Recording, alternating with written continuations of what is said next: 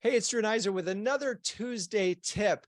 We just spent almost an hour talking about content and really started to get into webinars, which are sort of this tried and true thing, but sometimes they work and sometimes they don't. So we wanted to zero in on that and talk a little bit in depth about how to get more out of your webinars. So Toya Hodge from Cappfinity. Toya, what is your first tip for getting more out of your webinar programs?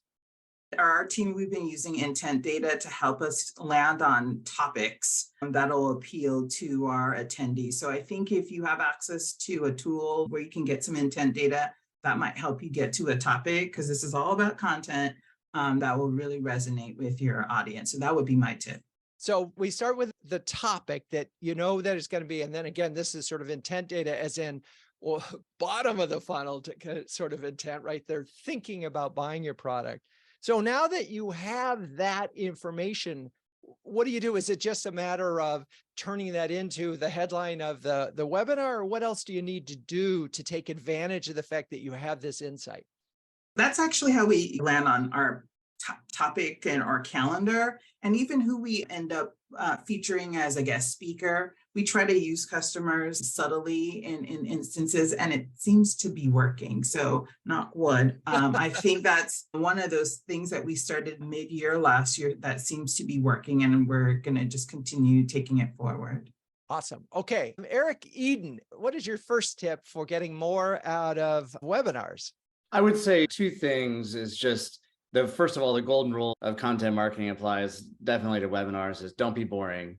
And the second thing is I would say put customers front and center and really focus on having them be a part of it. Don't bury them at the end of the webinar and make them look like heroes. Let them tell their story. That always works. Let's blend those for a moment. How do we keep our customers from being boring?